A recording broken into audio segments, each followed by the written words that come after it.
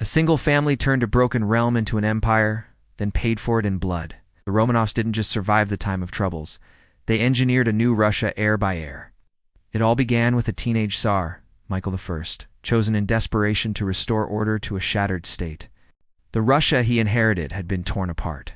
Harvests failed, towns were looted by shifting armies, and the throne stood empty as rival factions pushed their favorites.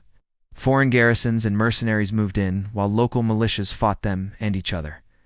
Years of civil war, famine, and invasion left a court without authority and a countryside without confidence. The state, which once taxed, judged, and defended, now hesitated. People fled their farms, the service elites hid on their estates, and the borderlands broke their routines. The system needed a center again, not just a name on a throne, but a structure that could collect taxes, command armies, and keep the peace. The hunt for a new leader was haunted by the ghosts of impostors. After a series of pretenders claiming to be a long-lost prince named Dmitri rose and fell, the urge to gamble on charisma gave way to a quieter demand: find a candidate no one feared enough to fight. That's when the Zemsky Sobor, the National Assembly of nobles, clergy, and townsmen, met. They didn't want a conqueror. They wanted a hinge strong enough to hold the door without smashing the frame. Their logic pointed to a teenager whose surname was known but not dreaded. Michael Romanov was just 16 when the Sobor chose him. His family stood at the edge of great politics, visible with connections to old service clans, yet with no army of their own. The choice felt improvised, even precarious. But the country needed the idea of consent as much as it needed a ruler. The assembly's voice mattered. It signaled that power would be grounded in a broad agreement from the elites in the church, rather than seized on a battlefield. This was legitimacy patched together from institutions that had barely survived the turmoil. At the center of it all, his mother, a nun named Martha, hesitated. Twice, she sent emissaries to decline the offer, citing the danger and her family's vulnerability. Accepting the crown meant stepping into a crossfire of foreign envoys, hungry nobles, and unpaid soldiers. Only after weighing the immense risks did she push her son toward acceptance, turning her maternal caution into a political duty. When Michael took the crown, he stood in a city patched together after sieges, fires, and street battles. His coronation went forward under immense strain because the realm needed a symbol to follow and an office that could act. He had no war record, no faction of hardened veterans. He had a surname that connected him to earlier legitimacy through his great-aunt, Anastasia Romanova, the first wife of Ivan the Terrible. That link was thin, but it was enough. And he had a mandate: stop the bleeding. The task was blunt: restore order, feed the capital, quiet the garrisons, and make officials show up for work again. When Michael was crowned, Polish troops still held Moscow's Kremlin. His authority began under occupation, a stark reminder that sovereignty arrived before control. His first years revolved around ending raids, paying soldiers enough to keep them loyal, and reasserting a chain of command that had snapped in dozens of places. The dynasty worked to turn ceremonies into actual power, leaning on church rituals to sanctify their authority and the Sobor to broadcast consent. They revived the old offices to register dues, levy service, and relay orders. The aim wasn't grand conquest, but routine, because routine was what famine and impostors had shattered. Then, in 1619, the balance of power shifted. Michael's father, Filaret, returned from Polish captivity. As the newly appointed patriarch of the Russian Orthodox Church, he became curler in all but name. He chaired councils, signed instructions, and steered foreign policy with clerical authority. It was an unusual partnership. A young Tsar with limited experience and a church leader who knew the players across the borders and the factions inside the Kremlin. Together, they worked to restore a calendar. These were fragile beginnings, a seed taking root in soil still turned by war. Within a century, Michael's descendants had transformed Russia from a feudal backwater into a major European empire. Marriages became weapons, religion the tool, and reform a matter of survival. Peter the Great took this legacy to its extreme. He taxed beards, crushed his rivals, and dragged a new capital from the swamps of the Baltic. By the time his reign ended, Russia stood modernized and feared, yet haunted by the contradictions that built it. The Romanovs forged power from chaos, but their empire's strength came at a price. They left behind not just a dynasty, but a destiny that would centuries later destroy them, but through decades of painstaking, often brutal, state-building. After the chaos of the time of troubles, a young Tsar, Michael Romanov, took the throne. Very presence gave decisions a moral weight that raw force couldn't provide. Instead of chasing glory, Michael chose consolidation. He revived the state's engine rooms, the chancelleries that collected taxes, mustered troops, and judged disputes. War-torn towns were ordered to repair their walls and markets, because he knew a functioning economy was the only thing keeping the treasury from collapsing. Trade was the lifeblood. To get it flowing again, caravans and river barges needed protection. Officials organized patrols and established safe conduct passes along key routes. Foreign merchants, who had fled the turmoil, were carefully coaxed back with promises of predictable tolls, not the sudden, random levies of the past. Diplomacy was also key. Michael reopened doors that had been slammed shut, sending envoys to courts that once saw Moscow as an unstable, unreliable partner. Contacts with Western Europe were especially vital for supplies, skilled workers, and credit. Guns, saltpeter, fine cloth, and artisans crossed the border in exchange for Russia's abundant furs and grain. The court learned a delicate dance, inviting foreigners for their skills while carefully guarding the sacred rituals that anchored Russian authority. Step by step, Russia's diplomatic channels widened. Embassies started getting replies on time, a small but significant sign of returning stability. But the emotional weight of the throne never lifted. Michael had watched his country burn and his family scatter. Now, as Tsar, he read countless petitions from people whose lives echoed those same traumatic memories. He leaned heavily on his faith and his counselors, even as the corridors of the Kremlin crowded with Bojars demanding rewards for their loyalty. With funds desperately limited, land grants and tax exemptions were always tied to renewed promises of service. Even the rebuilding process spoke a language of stark necessity. The Kremlin's walls rose again, but they were built with stones taken from destroyed monasteries, a blunt, a visible sign that even sacred resources were being repurposed to secure the state. One of Michael's most practical innovations was the first postal service, linking Moscow to other towns. It gave officials a standard route and schedule for orders. Messages that once wandered for weeks now had relay stations, riders, and a reliable timetable. By the time of his death in 1645, Michael Romanov left behind a country far quieter than the one he had inherited. Garrisons obeyed orders, courts functioned, markets had recovered, and the National Assembly could be convened without descending into chaos. The Romanov dynasty now stood on firm ground. He didn't leave a perfect state, but he left a framework ready for stronger tools. His son, Alexis, would inherit not a wreck, but a foundation. Alexis took the throne at just 16, stepping into a state his father had painstakingly stabilized, but not yet fully secured. The courts worked, the armies obeyed, and trade routes were open, but every gain was fragile, relying on habits that were still being formed. Alexis read the moment clearly. His job was to preserve authority at the center, regularize service to the state, and limit the power of local lords. He brought a patient, methodical approach, preferring clear rules over charisma. His goal was simple to state, but incredibly hard to achieve. Turn fragile routines into binding, inescapable obligations. His program was a blend of faith and governance.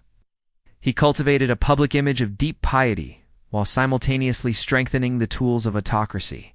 He nudged the court toward procedures that didn't depend on his personality, but on paperwork, trained clerks, and fixed penalties.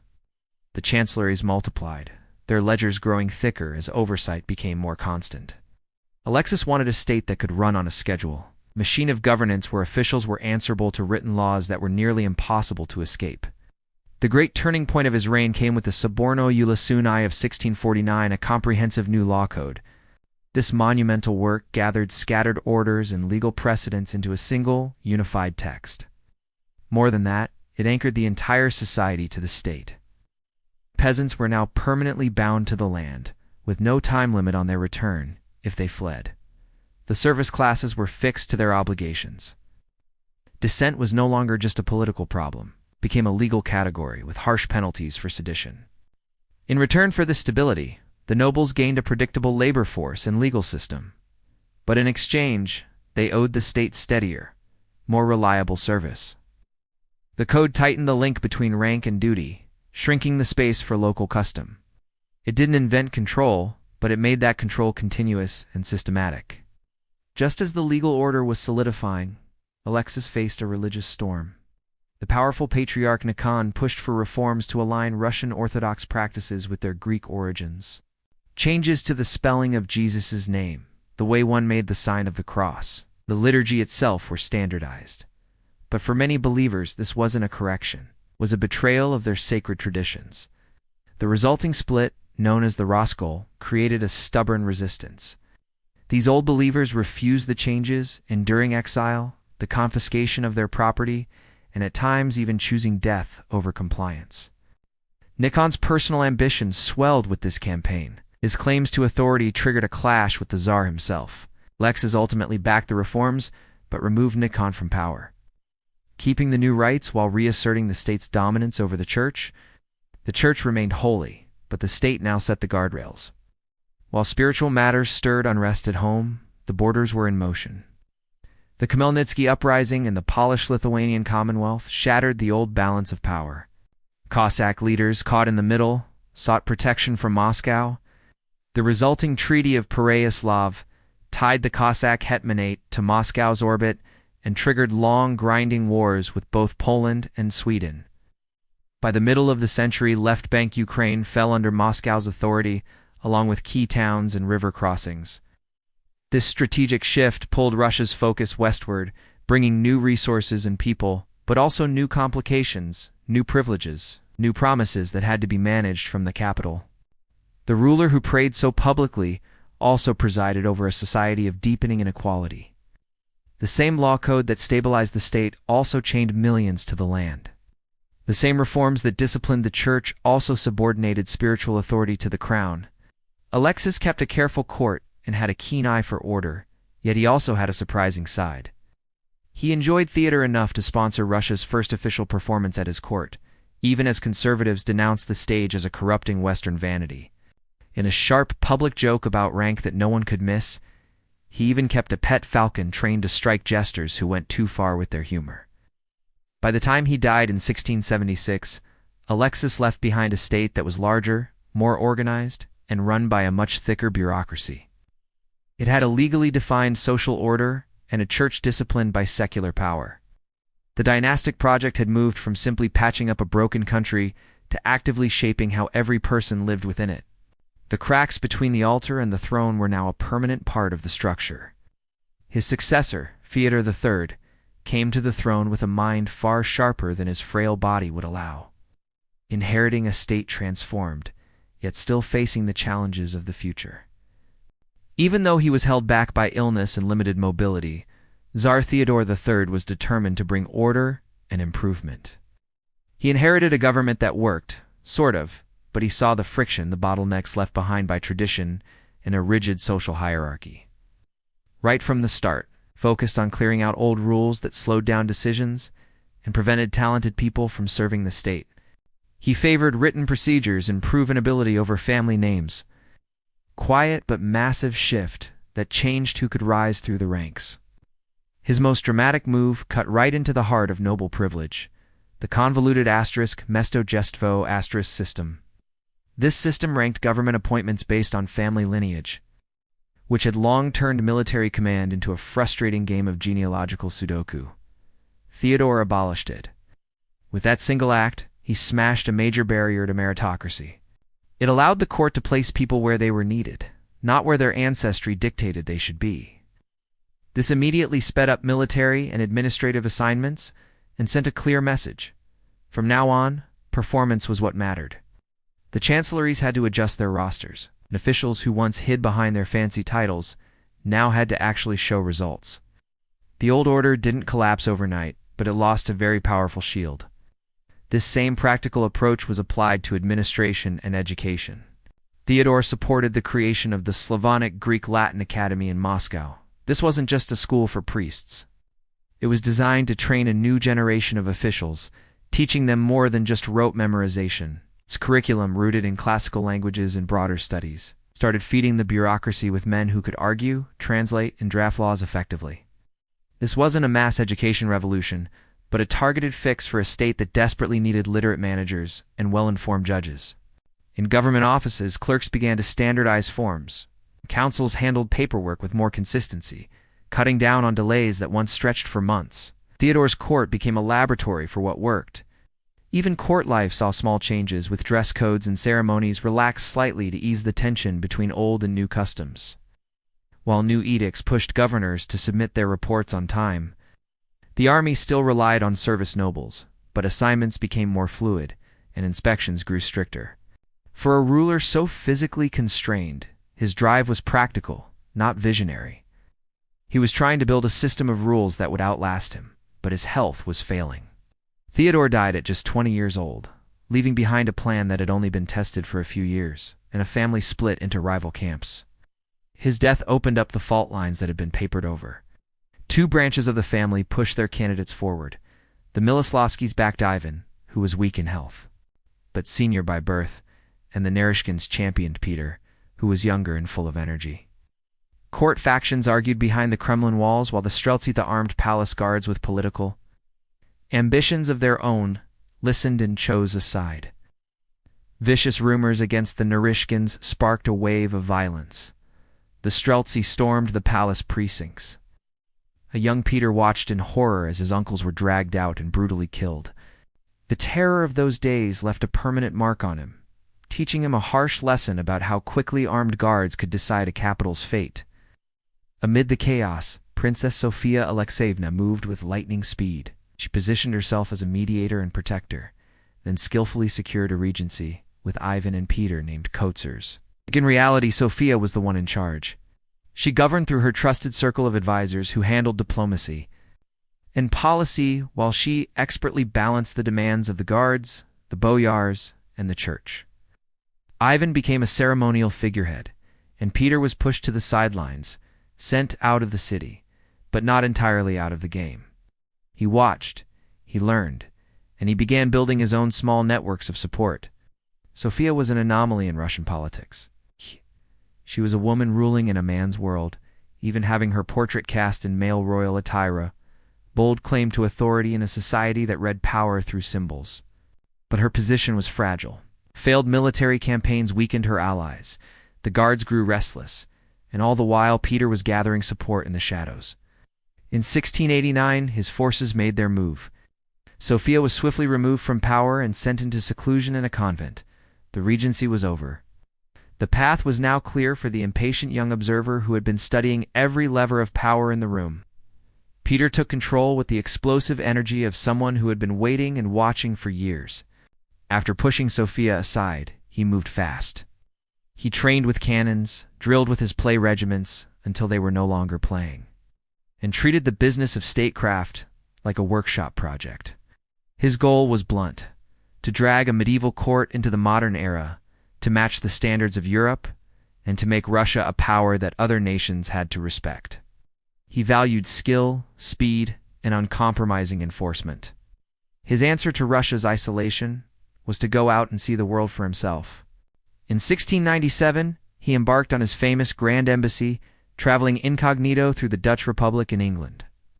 He wasn't there as a tourist. He worked as a shipwright in crowded yards, handled tools, and took meticulous notes on rigging, timber, and payroll systems.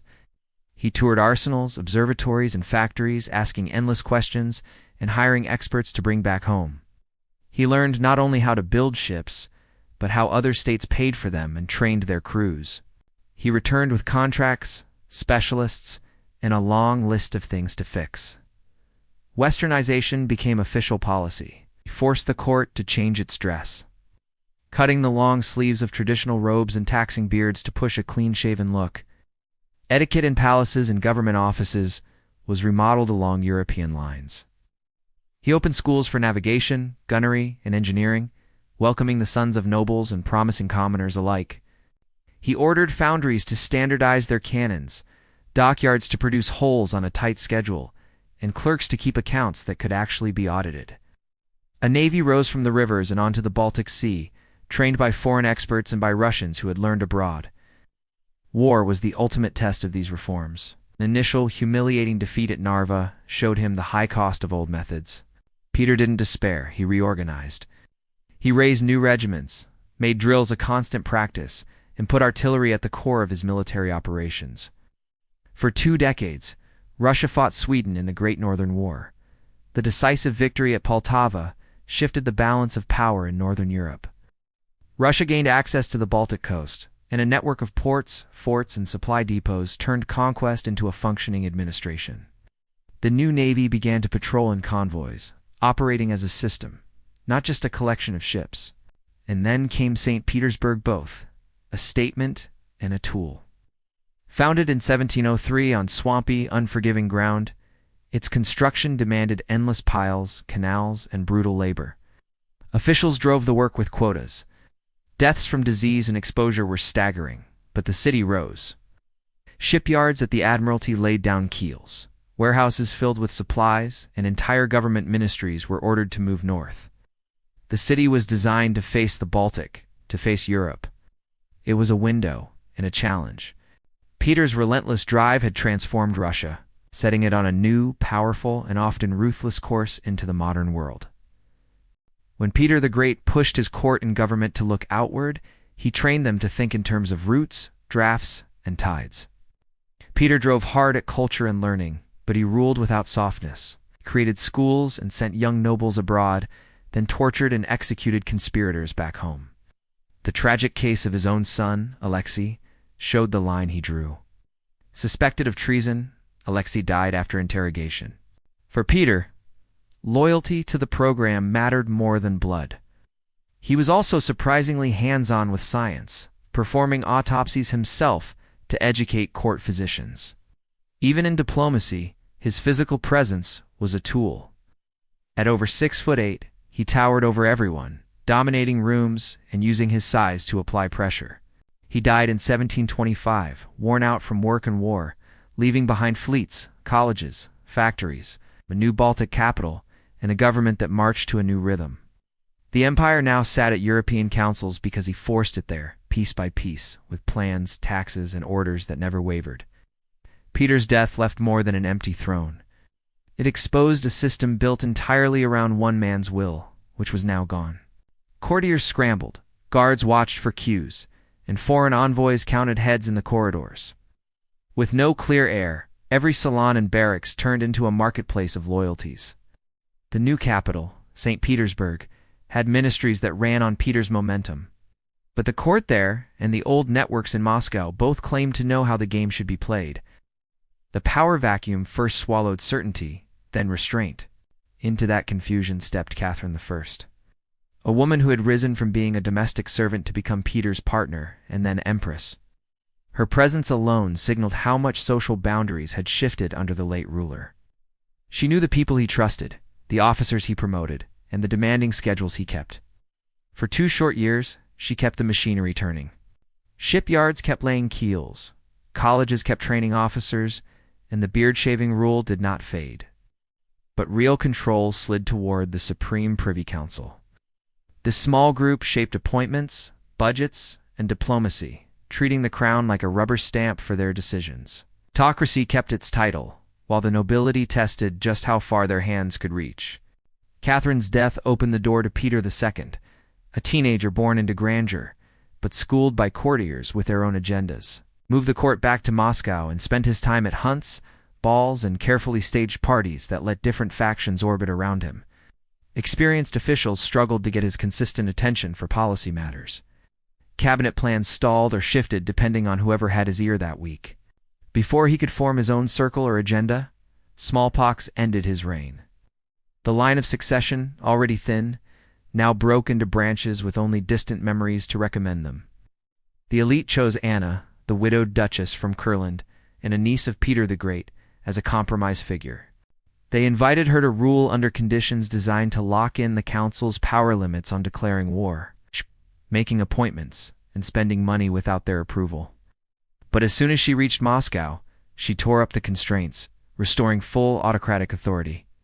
That single gesture reset the relationship between the crown and the council. It told every petitioner that favors would, once again, be personal. Anna brought with her advisors from the Baltic, especially Ernst Byron, whose foreign accents and methods irritated many Russian nobles.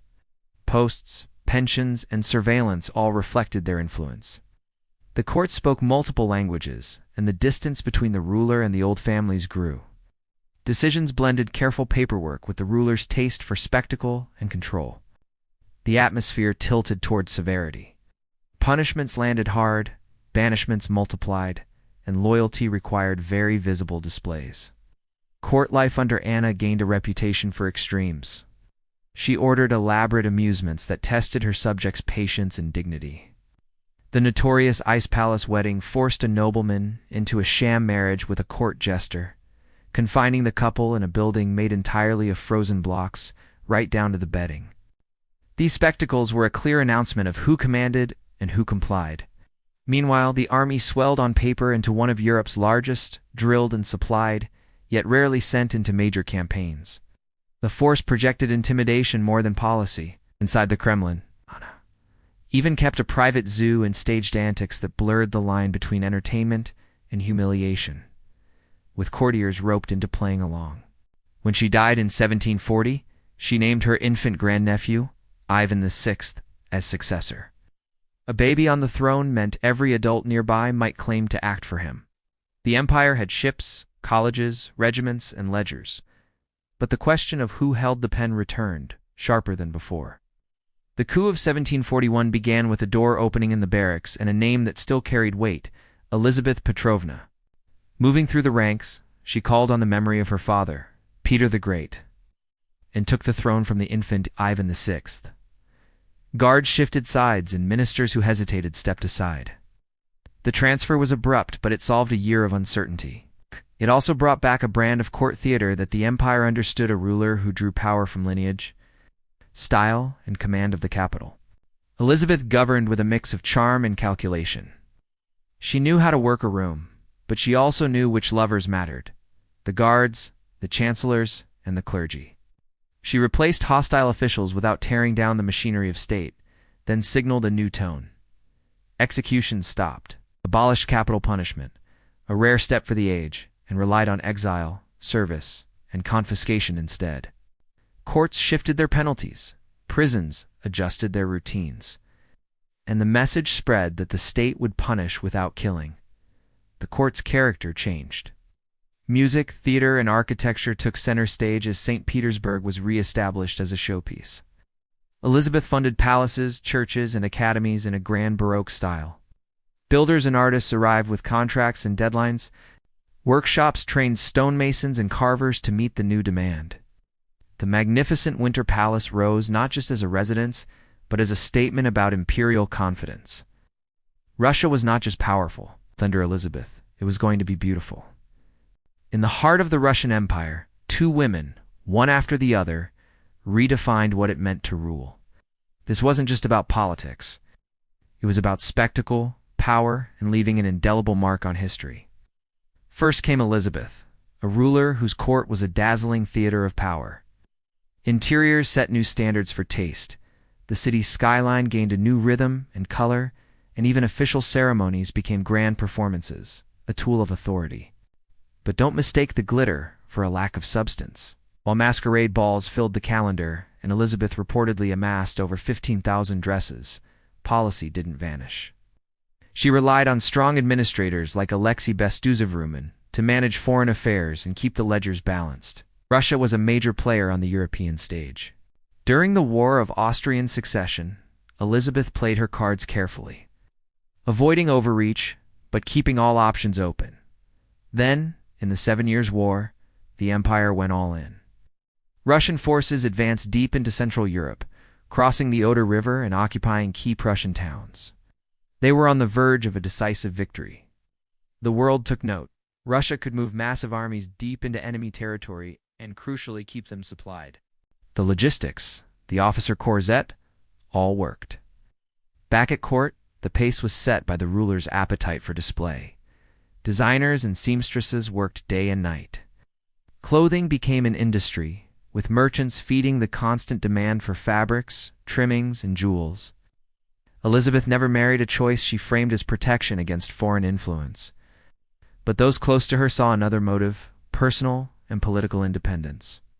This strange blend of indulgence and resolve defined her reign. While banquets and operas crowded the evenings, taxes were still collected. Regiments were drilled, and the navy maintained its readiness in the Baltic. The empire thrived on a stable cash flow from customs, grain, and monopolies on salt and spirits. The arts flourished under her patronage, with foreign performers finding steady work. As the 7 Years' War neared its end, Russia's position looked stronger than ever. But then, suddenly, Elizabeth's death snapped the thread of policy. All the gains made on the battlefield became mere bargaining chips for her successor to spend. She left behind a court that had mastered the performance of power and a capital that looked and acted like a great European city. The stage was set for the next ruler to redefine its purpose, and that next ruler arrived with stunning speed. Before dawn, with just a few trusted guards, she made her move. By nightfall, the palace keys had changed hands. Catherine, a German-born princess married into the dynasty, deposed her own husband, Peter III, after he'd been on the throne for only a few months. The coup was a masterclass in secrecy, speed, and securing loyalty. Officers pledged their allegiance, priests blessed her as the autocrat, and courtiers quickly adjusted to the new reality. In a matter of hours, orders went out to secure the regiments, the arsenals, and the treasury. Catherine transformed herself from a precarious spouse into the absolute center of the state. And she held on to that power by working tirelessly. She read reports late into the night, called councils early in the morning, and learned the intricate rhythms that held the capital together. Catherine styled herself as an enlightened ruler. She wrote to leading thinkers in France, trading ideas on law and education, and used their philosophical language to bolster her own legitimacy. She even drafted a legislative guide based on European theories, pushing for clearer courts and promoting the idea that a monarch should govern through laws, not just whims. She set up commissions to hear grievances from across the empire and used their findings to refine her policies. The performance of enlightenment mattered, but so did the paperwork. Administration became her daily battlefield. She redrew provincial boundaries to make vast districts easier to govern, created governors general with clearly defined powers, and demanded annual reviews. Ministries learned to answer on schedule. She expanded schools, supported a growing printing culture, and encouraged the arts and sciences. The famous Smolny Institute for Noble Maidens trained the first generation of educated women for service and teaching. Her court became a magnet for talent. Architects, composers, and naturalists flocked to St. Petersburg. Private collections grew into public institutions. Galleries and cabinets of curiosities signaled a new level of imperial polish. But her enlightened voice did not mean a soft grip on power. When a massive peasant revolt erupted on the steppes and along the Volga River, she crushed it without hesitation. The repression was efficient and brutal. The leaders were executed, and entire communities were resettled under tighter surveillance. In the aftermath, the social order hardened. The obligations of serfs expanded, and landlords gained wider police powers. While talk of reform continued in salons, the law moved decisively toward discipline and control. At the same time, the empire was expanding. Russia pushed south and west on multiple fronts. Crimea fell, giving Russia deep water access to the Black Sea. In the northwest, a series of wars and diplomatic maneuvers carved up Poland, bringing millions of new subjects under Russian rule. Forts, roads, and depots followed the advancing borders. Catherine played the great game of European politics with patience and skill. Wars were chosen for achievable aims, and treaties consolidated her gains. Her envoys received clear instructions, and her alliances remained flexible. Her credibility was built on a simple fact: she paid her debts, kept her supply lines functioning, and could field disciplined armies at a great distance. Her private life fueled endless court gossip, but even her famous lovers often served the state as trusted managers, diplomats, or governors. She rewarded loyal service with titles, estates, and vast sums of money. Meanwhile, her personal passion for art gave birth to a museum of staggering size.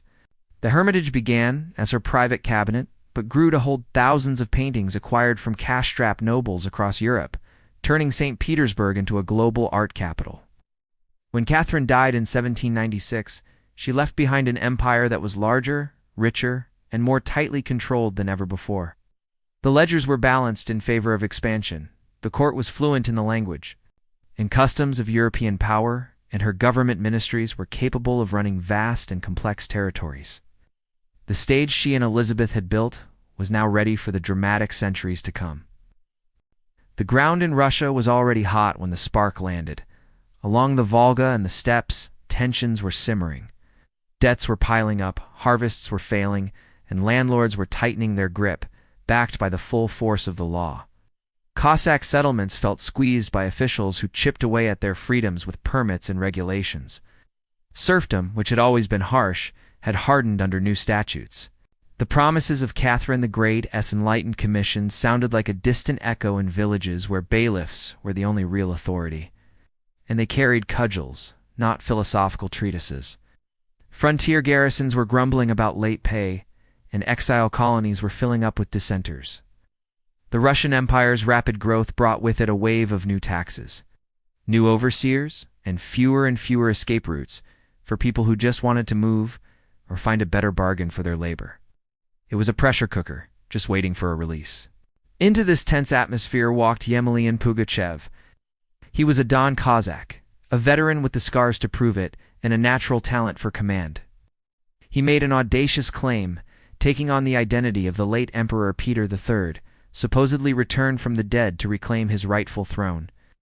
This incredible claim unlocked a flood of old hopes among the common people.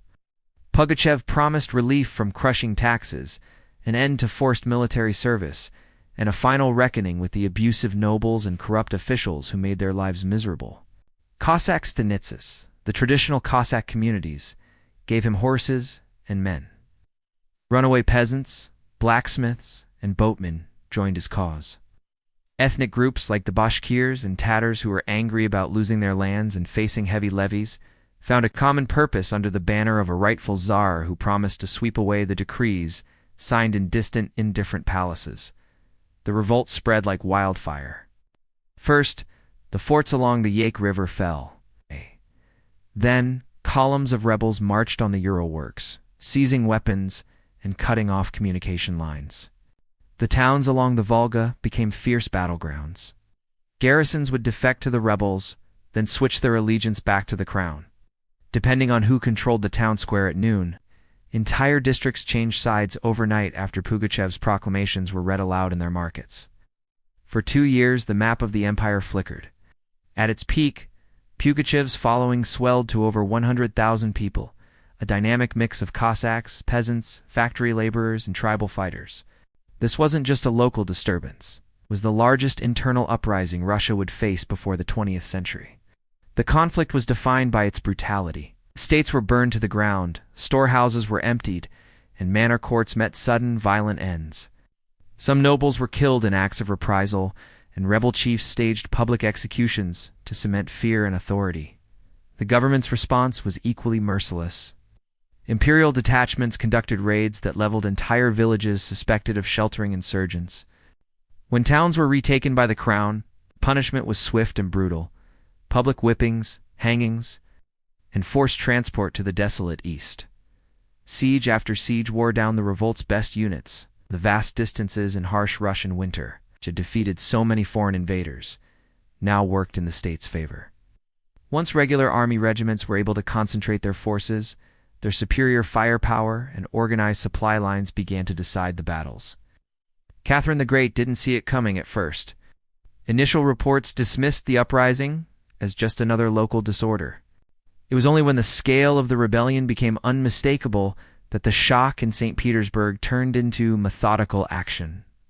She mobilized her most experienced commanders, moved money and grain to strategic staging points, and demanded constant, steady reports from the front. Officers known for their speed and discipline took to the field.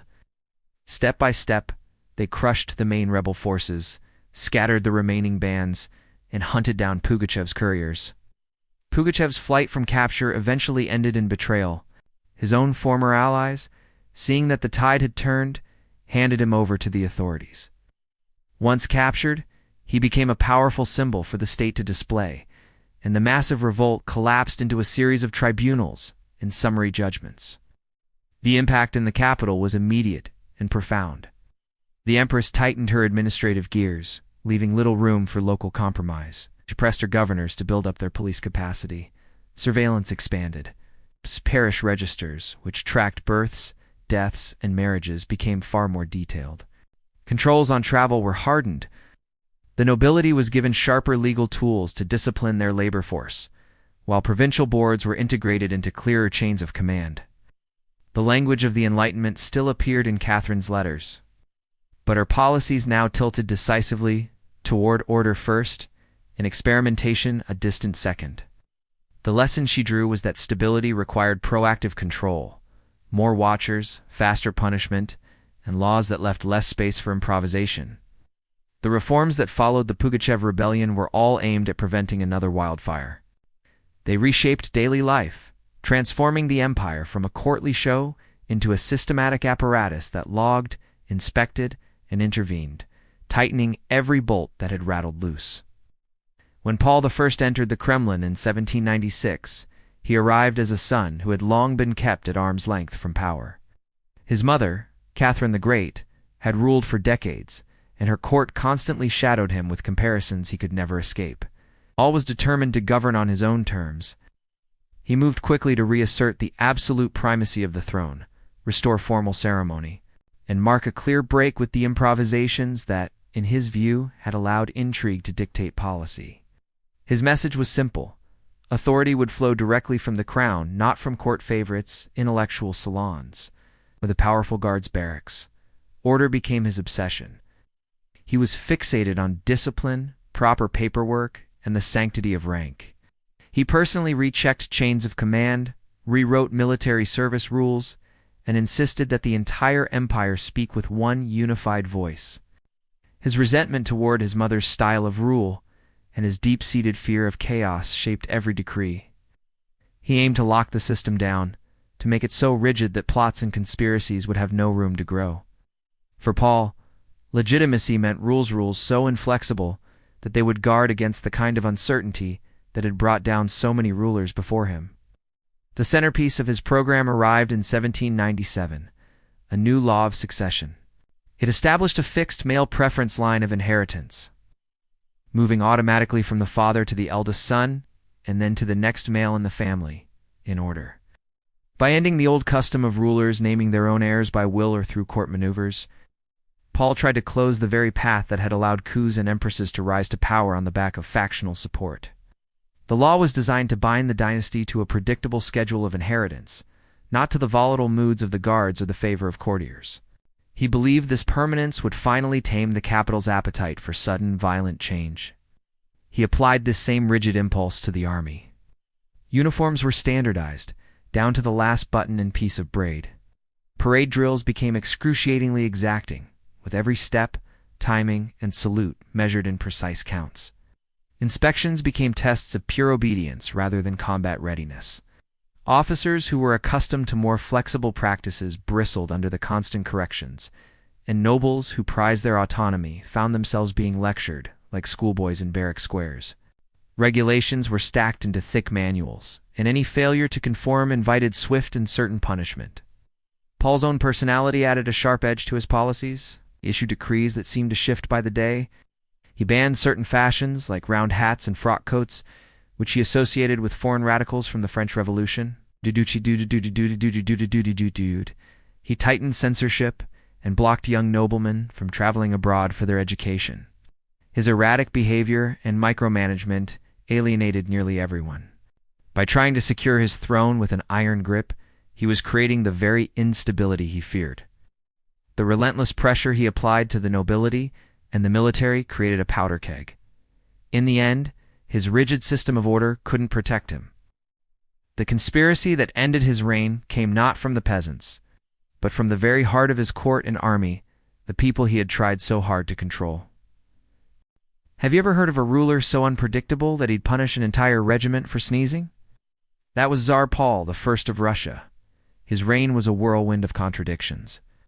One day, education book lists were shrinking, and customs officials were tearing open trunks, searching for forbidden pamphlets. The next, he was making sudden, shocking alliances, leaving his generals utterly bewildered. He'd cozy up to Napoleon after years of fighting the French, completely scrambling the political map of Europe. This constant state of flux wore everyone down, creating a sense that the entire empire ran on the whims of one man. His private world was just as intense. His palace, Gachina, was less a home and more a military fortress, with sentries and secret passages. He drilled his guards relentlessly, demanding salutes at short intervals. This wasn't a life of comfort. It was a manual for survival under a paranoid ruler. Whether the story about the sneezing regiment is true or not, it perfectly captures the atmosphere of fear and absurd discipline he created. But this kind of reign couldn't last. In March 1801, a group of senior officers, fed up with the constant humiliation and erratic orders, forced their way into his bedroom. Before dawn, the Tsar was dead, strangled in his own bed, in the candlelit, secretive halls of the palace. Paul's son, Alexander, was sworn in as the new Tsar. The smell of conspiracy hung heavy in the air. Alexander I knew his crown was forged in murder, and that knowledge would haunt and shape his entire reign. He ascended the throne, speaking of reason, morality, and a better order. Yet he kept his guards close and the corridors quiet. This was the central contradiction of his rule. He was a man who wanted to civilize autocracy without ever loosening his grip on power. In the beginning, he let some light in. Universities received more funding, new schools appeared in the provinces, and government ministries, guided by the brilliant reformer Mikhail Speransky, began to experiment with Western-style administrative procedures. There was talk of limiting the Tsar's arbitrary power, creating a state council to regularize decisions, and even drafting laws in a systematic way. Alexander loved the language of rules and order, but when it came to actually surrendering any real power, he hesitated.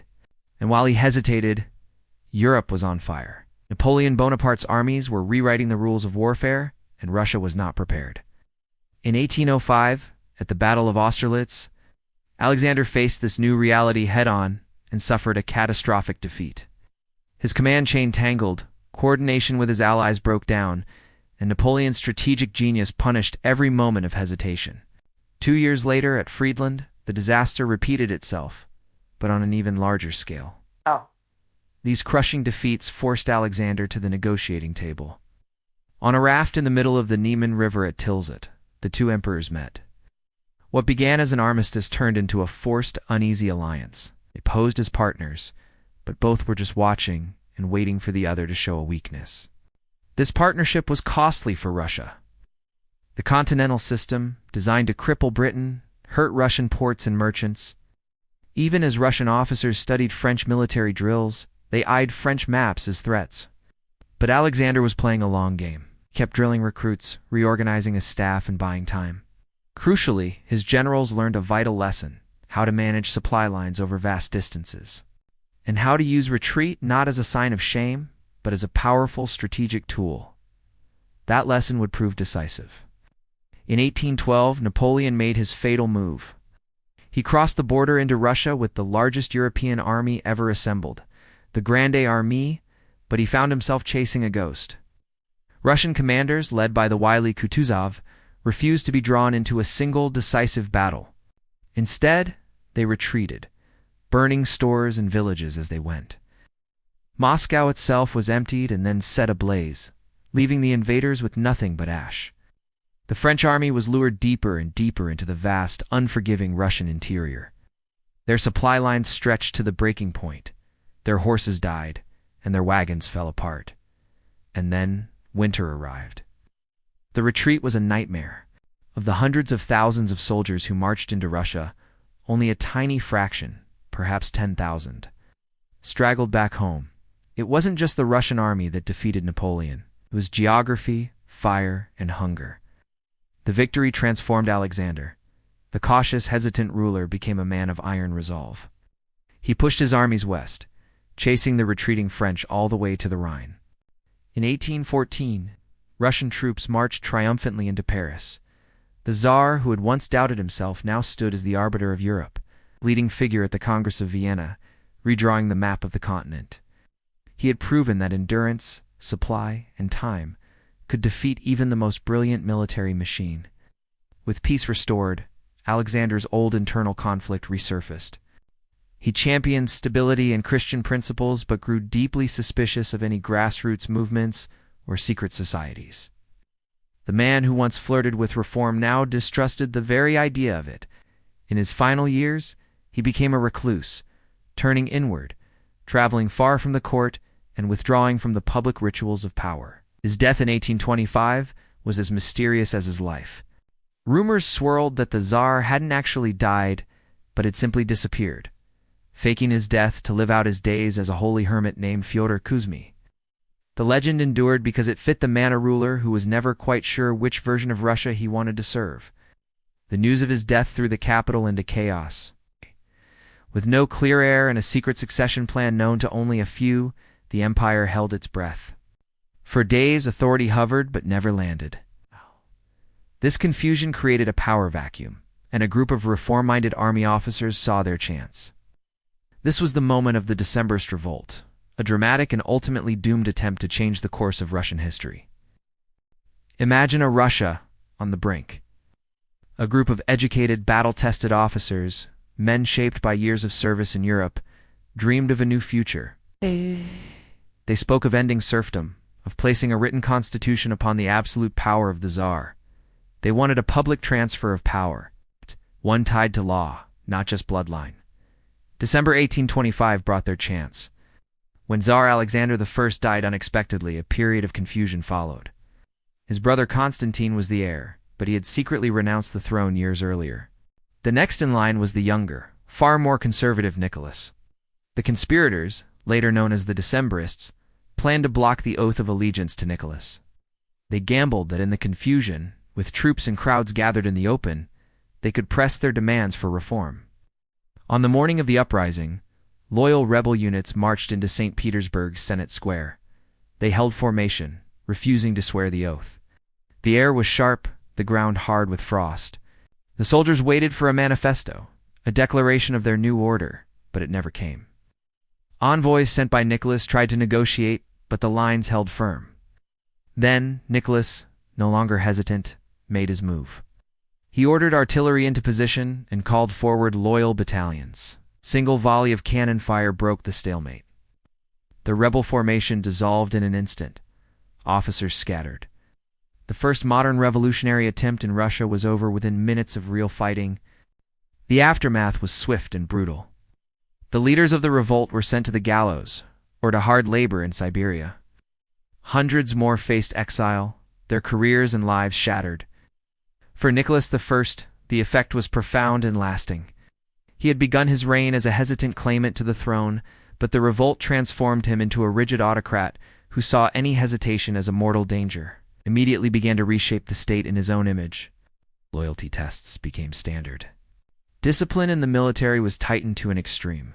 Surveillance became a part of daily government. A new secret police, the infamous Third Section, was created to collect reports, open mail, and track any hint of dissent across the massive empire. Censors reviewed every manuscript and play script, shutting down anything officials deemed corrosive to public order. Nicholas gave this new reality a public formula, a trinity of orthodoxy, autocracy, and nationality. This became the official state ideology, taught in schools and repeated by bureaucrats. It placed the orthodox faith, the absolute power of the sovereign, and a constructed idea of the Russian national character at the very center of life. Yet alongside this repression, Nicholas pushed for modernization, but on his own terms. New foundries and textile mills were built. Russia's first great railway, linking St. Petersburg and Moscow, was constructed with military precision. Schedules, timetables, and standardized gauges became part of the official language. Modernization came wrapped in inspection and command. Nicholas personally handled the interrogations of the Decembrists and signed off on sentences that severed old friendships. Abroad, diplomats began to call him the Iron Tsar. Within the army, soldiers grimly joked about his love of the lash. For 3 decades, this system he forged showed both steel and strain. It was a state that could move trains on time and silence dissent, but it carried the immense cost of wars that emptied the treasury and bled the nation's prestige. His rule was rigid, heavy, and unyielding, even as new pressures gathered on every frontier. As the 1850s dawned, Nicholas I was convinced that Russia stood firm while its neighbors faltered. He viewed the Ottoman Empire as terminally weak, a sick man of Europe, and expected the great powers to simply accept Russian authority over Orthodox interests within Ottoman lands. This supreme confidence shaped his opening move, demanding formal protection over Orthodoxy's holy sites. The request triggered a hard pushback from Istanbul. Within months, a diplomatic spat exploded into a multi-front crisis. Russia advanced on land and at sea, believing that swift pressure would force concessions. Instead, it drew in rivals who had long feared Russian expansion toward the strategic straits connecting the Black Sea to the Mediterranean. The dispute escalated far beyond theology. Russian power in the Black Sea was a direct threat to critical shipping lanes. Britain and France, eager to contain St. Petersburg, sided with the Ottomans, bringing their superior naval power and industrial capacity into the fight. The war that followed, the Crimean War, was a clash of old and new. For the first time, railways moved troops and supplies faster than old wagon lines. Telegraphs carried orders and battlefield news in near real time. War correspondents sent dispatches directly to newspapers back home. These new technologies stripped away the distance that had once hidden battlefield failures, exposing delays, shortages, and catastrophic miscalculations to the public eye. Russia found itself fighting alone against a powerful coalition that could land its forces decisively in Crimea.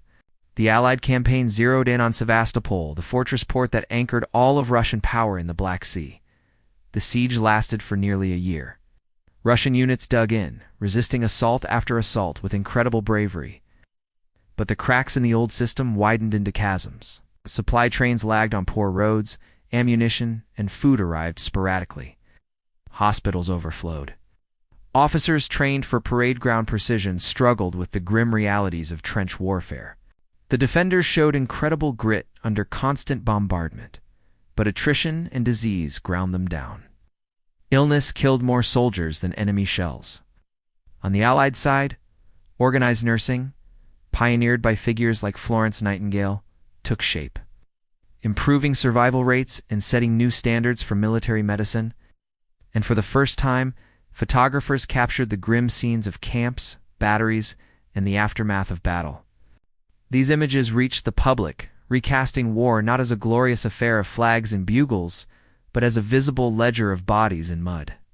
The contrast between the heroic endurance of the Russian soldier and the sheer waste of life stood stark. Even as Russian batteries scored local victories, the broader map turned against Nicholas. The war drained resources, and the European powers closed ranks against Russia. Back home, the strain revealed the system's deep flaws, an outdated command structure, a rigid and inefficient bureaucracy, and a slow industrial base that couldn't keep up. Bad news traveled as fast as the telegraph wire. Nicholas remained defiant as defeats mounted, but the mood at court grew heavy. The fall of Sevastopol in 1855 signaled more than the loss of a stronghold. It forced a national reckoning. The methods of the Iron Tsar no longer matched the age. The subsequent Treaty of Paris in 1856 was a humiliation.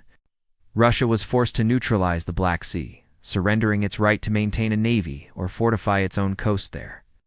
The empire still stretched across continents, but its aura of invincibility was gone. Nicholas I died before the war's end, his era of rigid confidence ending in exhaustion and failure. The task of picking up the pieces passed to his son, Alexander II. He inherited a state with a defeated army, an empty treasury, and a closed sea. He took the throne with battle smoke still hanging over the empire, facing a stark choice: reform the state with faster railways, cleaner account books, and a new approach to authority, or meet the next great conflict with the same broken tools. The age of the Iron Tsar was over, and the age of the great reforms was about to begin. Have you ever wondered what happens when a powerful empire realizes it's falling behind? When centuries of tradition clash with the undeniable roar of progress? This is the story of one man, a Tsar, who faced that very dilemma. He inherited an empire vast and proud, but creaking under the weight of its own past. The Crimean War had been a brutal wake-up call. An army of serfs bound to the land couldn't compete with the industrial might of its rivals. For Tsar Alexander II, the choice was stark: modernize or watch Russia fade into obscurity. He chose to rebuild, starting with the very foundation of Russian society, serfdom. In 1861, with the stroke of a pen, Alexander signed the Emancipation Manifesto. Imagine that moment. In villages across the land, an official document is unsealed and read aloud. For over 23 million people, freedom wasn't a grand battle. It was a sound the drone of an official voice, the crackle of a wax seal breaking. Generations of legal bondage, of being owned like property, ended. But this new freedom was complicated, as former serfs were granted personal rights in their own plots of land. But this land wasn't a gift. It came with a heavy price tag, decades of redemption payments to compensate their former owners. The old chains of servitude were simply replaced with new chains of debt. The countryside did not erupt in joyous celebration. Instead, it simmered with disputes. The new land parcels were often too small, or the soil too poor to sustain a family. Arguments over boundaries, access to forests, and grazing rights clogged the new rural courts. A new restlessness took hold. Peasants began migrating for seasonal work in the burgeoning cities, turning home not just with cash, but with new ideas and sharper expectations. They saw the world changing, and their resentment grew alongside their awareness. But Alexander's vision went far beyond the fields. He launched what became known as the Great Reforms, a sweeping package designed to modernize the entire state. He overhauled the justice system, introducing public trials, independent judges, juries, a radical shift away from the arbitrary rule of the police. He created new local assemblies called *zemstvos*, giving communities a voice in managing their own schools, roads, and healthcare for the very first time. Even the army was transformed. Universal conscription replaced the old system, shortening service terms and chipping away at noble privilege. Russia was on the move. Railways expanded, factories multiplied, and a cautious public debate began to flourish under looser censorship laws. Alexander was trying to perform an impossible balancing act. He wanted to build a modern, capable state. But without surrendering his absolute power as Tsar, his ministers answered to him, not to the people. And this contradiction created friction from every direction. Landowners bristled at the new local assemblies that diluted their influence. Bureaucrats feared the power of the new independent courts. And in the universities, a new generation raised on these very reforms began to ask more pointed questions. They read radical books, studied economics, and dreamed of a more just Russia. Some idealistic students went to the people, hoping to inspire a peaceful, cooperative transformation in the countryside. But their efforts were met with suspicion, arrests, and exile. For a more hardened fringe, this was proof that the state would never reform itself willingly. They concluded that persuasion had failed and only force could bring about real change. They turned to targeted violence, aiming at the symbols of autocratic power. And their ultimate target was the Tsar himself. They became ghosts in his own capital, their attacks growing bolder and more sophisticated. They fired pistols at his carriage, planted explosives under the streets he traveled. They even infiltrated the Winter Palace, detonating a bomb in the dining hall. 6 times Alexander II survived assassination attempts. Each narrow escape led to tighter security and fueled the debate within his government. Should they push forward with reform to pacify the radicals, or clamp down with force to restore order? The Tsar wavered, caught between these two extremes. One moment he was discussing the creation of advisory councils to give the people a limited voice in government. The next he was signing harsher measures against the press. He approved funding for technical schools and new railways, while simultaneously expanding the secret police. He was a man walking a tightrope, and the chasm below was getting wider. Despite the constant danger, Alexander maintained a routine that made him tragically predictable.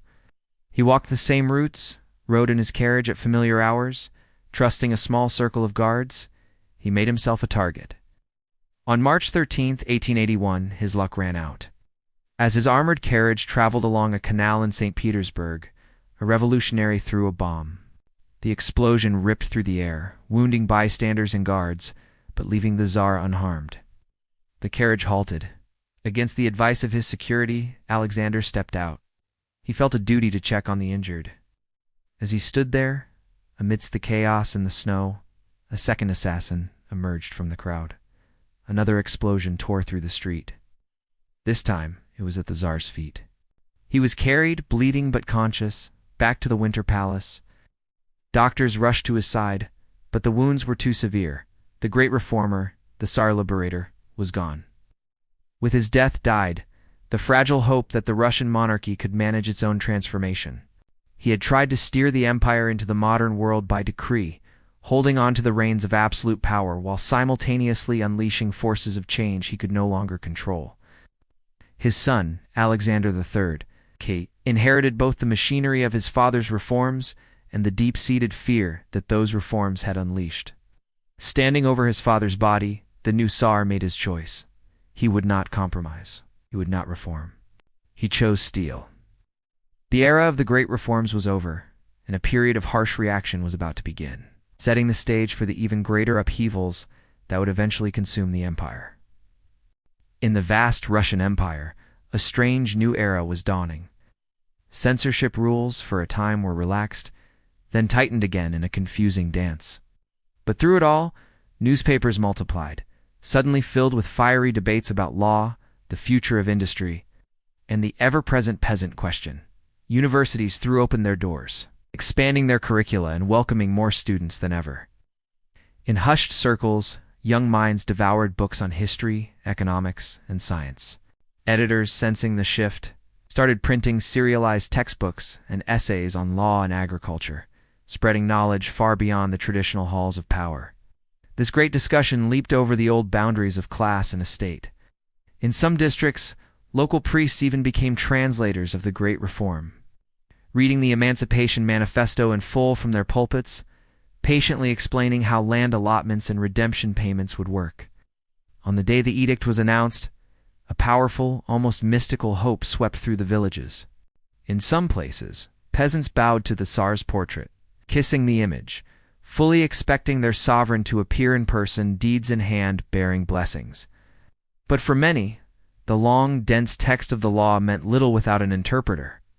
The clergy, sensing the potential for confusion and unrest, often softened difficult passages to keep the crowds calm and hopeful. Yet an irony grew clearer with each passing year. The reform, which was meant to stabilize the empire and fuel its growth, had inadvertently taught millions of people a new language. The language of rights, of costs, of holding officials accountable. This new knowledge didn't erase their hardship. In many ways, it only sharpened it. As courts, schools, and newspapers spread across the land, so did the habit of questioning. Who gave the orders? Who was paying the price? And who ultimately decided their fate? The new Tsar, Alexander III, took the crown in the shadow of an explosion. The blood on the cobblestones from his father's murder was a fresh, horrifying memory. As he swore his oath, he made a silent vow. Hesitation would never rule Russia again. He moved into power with a blunt, unambiguous promise to protect the throne by tightening every single bolt his father had loosened. Ministers who dared to speak of consultation or reform found doors closing in their faces. The new tone was plain. The state would be repaired by fear, not by favor. Order was the prize, not experiment. From the very beginning, he restored hierarchy as official policy. Censorship boards were given wider reach with fewer exceptions. The Interior Ministry's surveillance apparatus expanded, meticulously filing dossiers on anyone deemed suspicious. Exile to the frozen wastes of Siberia became a routine sentence for students, editors, and local activists who stepped out of line. Political trials were increasingly held behind closed doors, away from public scrutiny. Universities lost their autonomy, with police watching lecture halls as closely as they watched the printing presses. Governors general were granted sweeping emergency powers to suspend newspapers, impose curfews, and detain suspects without the inconvenience of paperwork. His creed was simple and severe: a tripod of power. Autocracy meant all power consolidated in one place, the throne. Orthodoxy meant the Russian Orthodox Church was aligned with, and in service to, that power. Nationality meant the culture of the Russian core would lead all others. In practice, this meant a policy of Russification. In Poland, officials systematically trimmed the space for the local language in schools and courts. In the Baltics, historic German municipal privileges were swept away and replaced with Russian statutes. In Finland, unique legal customs faced steady, relentless pressure. The state funded the planting of more Orthodox parishes in frontier towns and subsidized Russian-language classrooms. These measures certainly consolidated the Tsar's command, but they also bred a deep and lasting resentment among peoples who had their own strong local identities and institutions. Yet, this reign was not a deep freeze for the economy. On the contrary, the railway maps grew thicker and more complex. Maintenance improved, and freight rates stabilized, making it easier to move goods across the vast empire. The finance ministry, with a firm hand, pushed tariffs to protect infant Russian industries from foreign competition. It expertly guided foreign investment toward mines and mills and introduced new taxes to steady the state's revenue. As a result, heavy industry boomed in the Donbass region and along the Neva River. The most ambitious project of all, however, ran east. A transcontinental railway, a steel spine that would bind provinces, soldiers, and grain depots from the Volga all the way to the Pacific. Construction began in stages, often plagued by shortages of labor and materials, but the target was fixed. The empire would be linked by steel. Publicly, Alexander III appeared stern, imposing, and distant, but privately, he kept a much quieter rhythm. His evenings were for family meals, music, and simple routines, a stark contrast to the extravagant spectacles of other European courts. He kept a small, trusted circle and valued constancy over ceremony. This reserve only fed his reputation as a stabilizer. After years of bomb plots and public funerals, the people gave him a nickname, the Peacemaker. It reflected not a softness in policy, but a new sense of calm at home and a cautious hand abroad. He skillfully avoided major wars, kept the borders vigilantly monitored, and understood that railway lines and budget figures were instruments of strength, just as powerful as battalions. His life also produced stories that traveled faster than any imperial decree. In one famous tale, a royal train derailed, the carriage collapsing around his family. It was said that the Tsar, a man of immense physical strength, braced the crushed roof on his shoulders while his wife and children crawled to safety. The tale hardened into a legend of his brute resilience. Another story, he would dismiss the polished, empty courtesies of European diplomats, cutting straight to the point. His lesson was clear. Russia must rely only on the tools it could command itself, not on promises made in foreign salons. But illness came for him, hard and fast, shortening his final year. The system he had built, however, continued to hum along. Printers watched their words. Governors wielded their emergency powers, and the rails continued their relentless stretch eastward. Yet the chair at the center of it all was weakening. In 1894, Alexander III died, and the immense weight of the crown passed to his son Nicholas. Gentle in manner and thinly prepared for the storm that was already gathering, Nicholas II came to the throne young, soft-spoken, and deeply unsure of his own footing. The ancient rituals of power sat on him like a borrowed, oversized coat. The old court watched him, a ruler still learning the sheer weight of his decisions. The ceremonies looked timeless, but the ground beneath the palace had fundamentally shifted. Telegraphs, factories, and crowded, miserable tenements now pressed right up against the gilded gates. This gap between the old imperial habits and the reality of a new, industrial urban country defined the opening years of his rule. And it would never stop widening. Russia's cities swelled with a new population of workers drawn from villages by the promise of wages. Railways crisscrossed the provinces, and the output of coal and steel climbed year after year. Foreign investors built massive mills along the Neva and in the Donbass, while state contracts kept the armaments plants humming, preparing for a new kind of modern war. But wages lagged far behind the cost of living. Strikes, once rare, began to spread like wildfire. And all of it, the rails, the factories, the modern army, was funded by heavy taxes on the peasants, who saw little of the prosperity they were forced to pay for. Police files grew thick with reports on labor organizers and radical student circles. The monarchy was trying to hold two opposing forces in the same hand-ancient ceremony and rapid modernization, and the friction was beginning to burn. His marriage bound him to Alexandra Fyodorovna, a woman who was deeply loyal to him but intensely private, ill at ease in public, and deeply distrustful of the whispers and intrigues of the court. She leaned on ritual, prayer, and a tiny circle of advisors. After the birth of their son and heir, Alexei, a fragile secret came to dominate their lives. The boy suffered from hemophilia. His health became a state secret, a vulnerability hidden inside the nursery. And into that silence, into that desperate need for a miracle, stepped a wandering holy man from Siberia. His name was Grigory Rasputin, and his presence at the heart of the court would soon become a liability the regime simply could not shake. Even the early celebrations of the new reign turned ominous. During a public festival on a field outside Moscow, a terrible stampede occurred, killing over 1,000 people who had gathered for free food and souvenirs. It was a dark omen for a reign that was already struggling to find its footing, a tragic sign of the widening chasm between the Tsar and his people. The 20th century was dawning, and the ancient throne of Russia was standing on increasingly unstable ground. In a grand spectacle meant to celebrate a new era, tragedy struck Moscow.